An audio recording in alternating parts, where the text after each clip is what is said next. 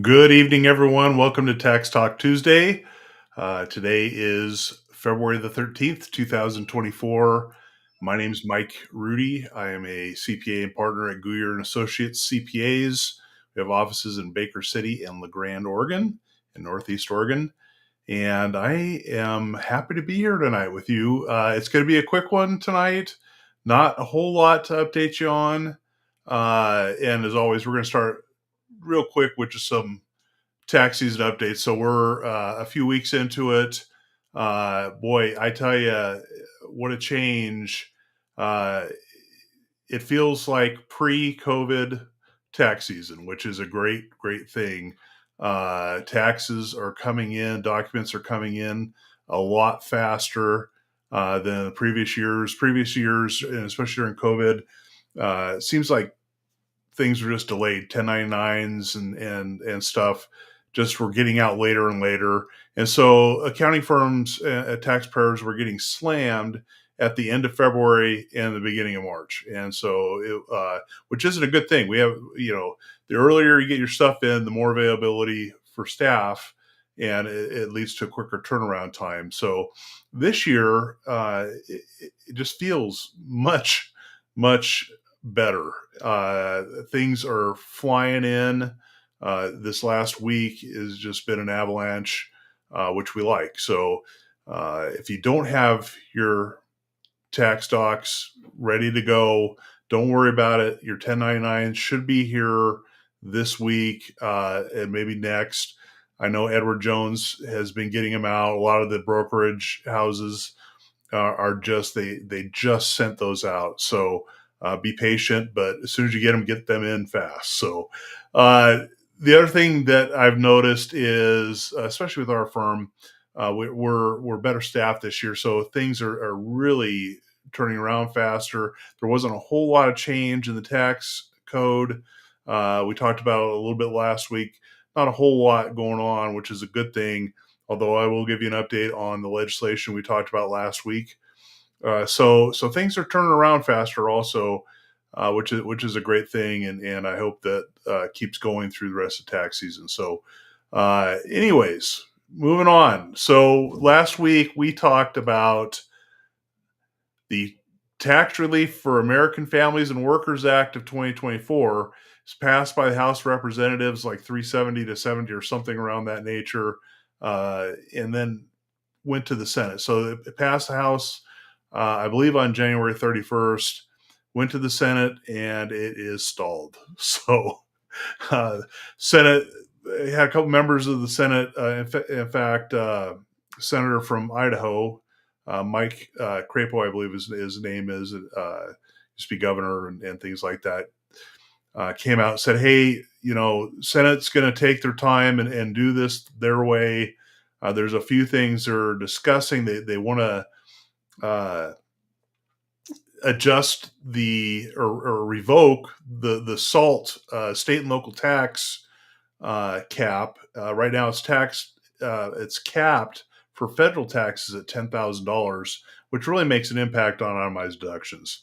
But the other side of that was they raised the standard deduction, they doubled it really, and so it's really tough to get over the standard deduction level without those state and local taxes on top of it, and especially for people, the more affluent people, because they have generally higher state income taxes and higher property taxes. So the Senate is kind of trying to fit that in there to where it goes back to the old way, which you can take dollar for dollar deduction or an itemized deduction there. So we'll see what happens. The problem with all of this, and we talked about last week, is we're now in the middle of February, and the projection right now is that they're not going to get to it until March, and it's still what we're hearing likely to pass the Senate. Now, in what form, and if it goes back to the House, what's going to happen, I don't know.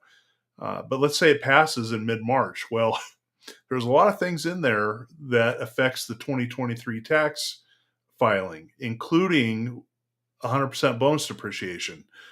Last year, 2020, was the last year that you could take 100% bonus depreciation. and then it has gone down to 80, and it will continue to go down until it hits 50, like it was pre 2016. So I believe it's 2016.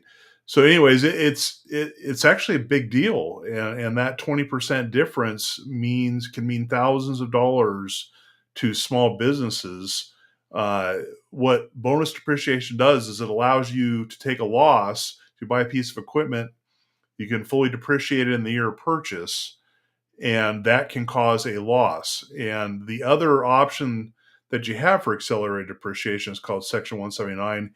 You can only take the accelerated depreciation to the point of zero profit, so break even essentially, and so you can't create a loss, which has been a huge tool for tax planning and for small businesses to save money. So, anyways, it's kind of putting people in a bad spot if they have those scenarios. So if it does come up in March, IRS, and I talked about this last week, says it's going to take about 6 weeks for them to retool their system, and then hopefully the software, filing software, will be right behind that. But it could literally grind things to a halt as far as tax filing. We've seen it before.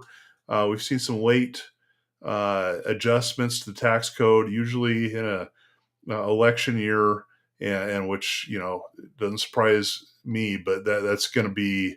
I'll tell you, tax preparers are not liking the prospect of that happening. So, key is there's some things with the child tax credit where it's going to increase the refundability.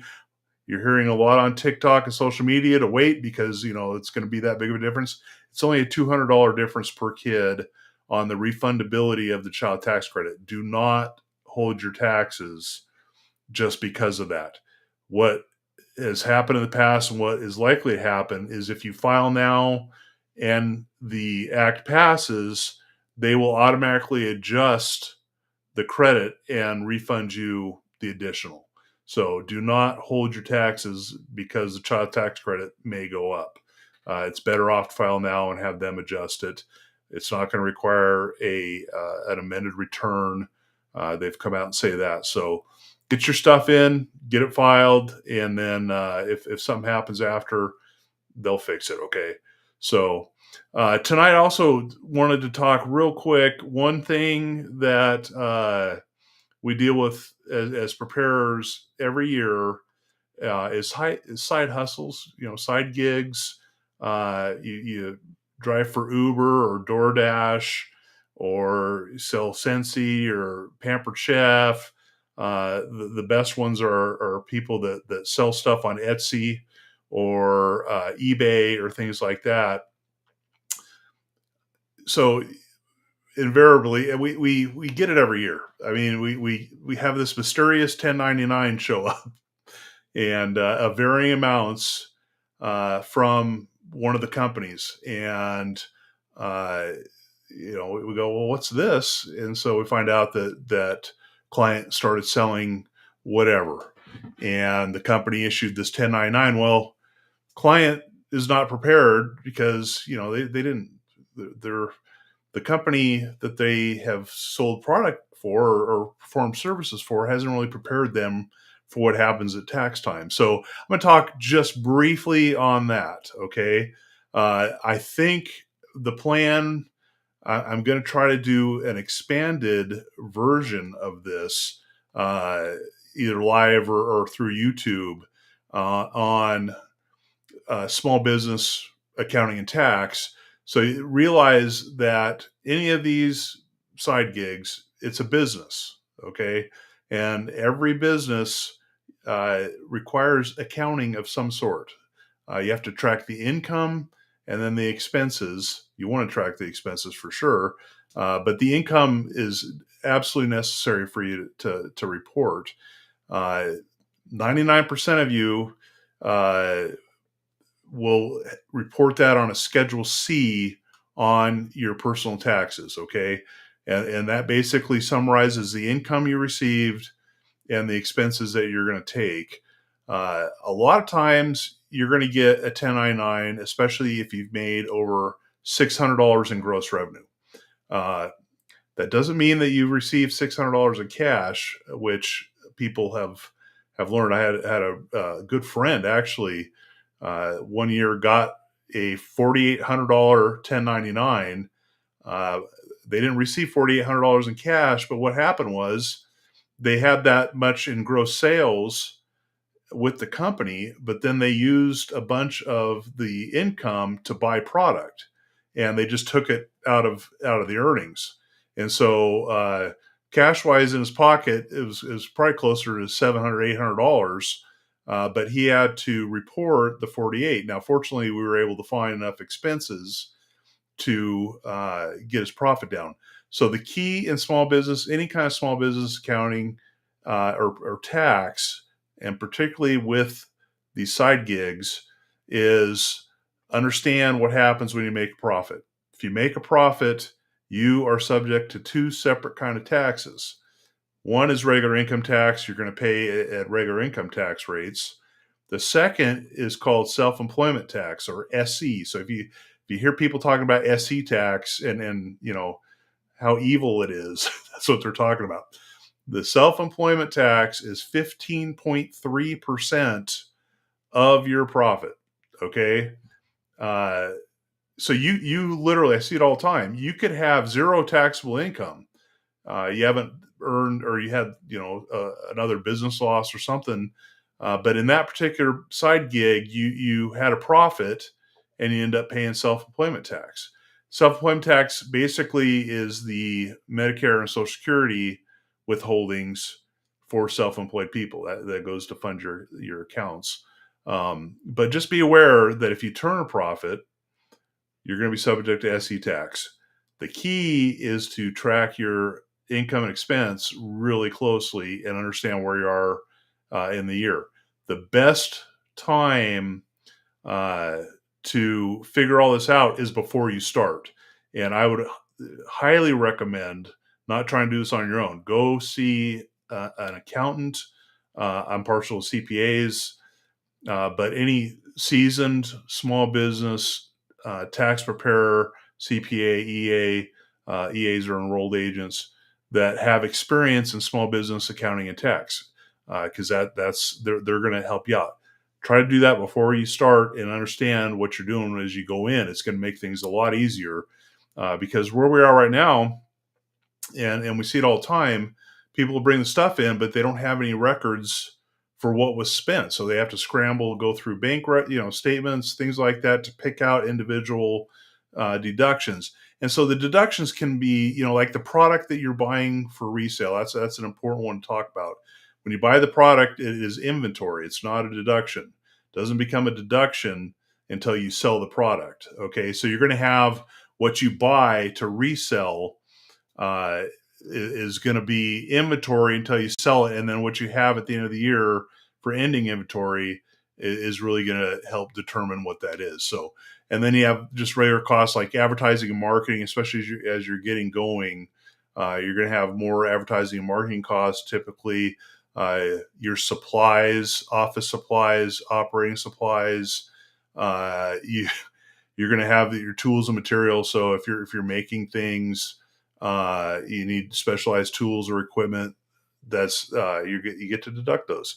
Uh, and we're going to go, like I said, this is going to be a very brief discussion. And then later on, I hope to do just a good lengthy video on this to help you. But if you have major purchases over about 2,500 is a threshold we look at, and then below 2,500 for any individual piece, you get to take the safe harbor, the de minimis safe harbor election, to where you can just, even though it may be a piece of equipment, if it's under 2,500, you just run it under supplies. Anything over 2,500, you're going to have to capitalize it. And that's where we get into the bonus depreciation, or the section 179 that we discussed before. So the key on all this, because there's more. I mean, rent, business use of home. Don't try to figure it out yourself, please. We see it all the time where we have to fix stuff where people try to file their own. It is worth the money to go see a professional on this. They will, believe me, it'll save you a lot more money going to a professional than trying to do it yourself and messing up or missing deductions. So go see somebody. All right. Um, the worst thing that can happen is not reporting your income.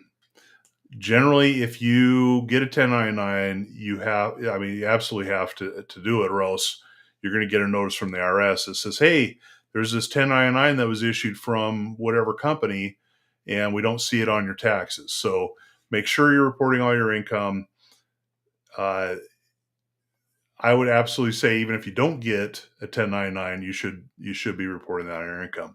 The very interesting thing, and one of my other friends got popped on this in an audit. Unfortunately, he liked going to garage sales, buying things, and then reselling them on eBay or other platforms. And he actually got audited on for a totally separate thing. It was a rental property that they looked at, but as soon as they started going through his record, they were seeing all kinds of deposits and everything else. And it was he was buying stuff cash at these garage sales and then selling them online, and had records of the deposits and the income that way. But no 1099 was issued at that time, because they weren't issuing 1099s. And so when he got audited, he got popped, and there was this substantial penalty because he did not report his income. That's not a good thing. So if you're making money doing anything like that, be sure you're reporting it. That includes making stuff, quilting. If you're making quilts and selling them, if you're woodworking, if you're building furniture, make sure if you're selling them at you know flea markets, miners jubilee, whatever, make sure you're keeping track. That's a business. You have to report the income, make sure you track your expenses, and go from there. So anyways, I am going to cut it short tonight, but please, if you have questions, uh, send me a message, you post it on Facebook page. Next week, I don't have a whole lot on my plate right now, so questions would be great, as far as next Tax Talk Tuesday. But we'll bring some additional items that we observe over the week and try to help you out. So hope everyone is doing well. It's really only 2 months left in tax season. Filing is actually on April 15th this year, and April 15th is on a Monday. And that almost never happens, especially on a Monday, because usually we have Emancipation Day and things like that. So be aware that the first personal deadline is April 15th, and then October 15th for the extended deadline. We're going to talk about extensions later, but and why they're not bad or good. They're just available as a tool. So if you have an LLC or an S corp, first tax deadline is March 15th. If you are an Oregon LLC or S corp, you need to have your $150 excise tax that Oregon charges every year. Those are supposed to be in by March 15th if you want to avoid late payment penalties. And late payment penalties aren't much. I mean, 10, anywhere from 5 to 11, $12, depending on when you file and pay. But if you don't want to have any of those penalties, make sure you get your payments in. And if you're working with a tax preparer or CPA or whatever, they have extension vouchers for Oregon that have the 150 on it, so they can get that to you, so you can make the payment, ship it off. So you only have a couple, basically have a month to get that in and done. If you are a farmer, and 70% or more of your income comes from ag, farmer rancher, your deadline is March 1st, which is coming up in a couple weeks. That is the deadline to file and pay, so you avoid any underpayment penalty and things like that. So it's a And if you've been out there in the ag world for a while, you understand that too. So get your stuff in because time's getting short. So if you don't have your accounting in and everything going right now, it's time to get it in and get it done. So, anyways, everybody have a great week. Shoot me your questions and messages. The Baker Bulldog girls are playing tonight. I believe it's part of the district tournament, but they're playing at home right now. So special hello to Steve and Julie Gentry and Catherine, their daughter's playing tonight in that. And if I missed any of my clients that have a daughter playing tonight, I apologize, but we'll add later. So anyways, everybody have a great week, and we will touch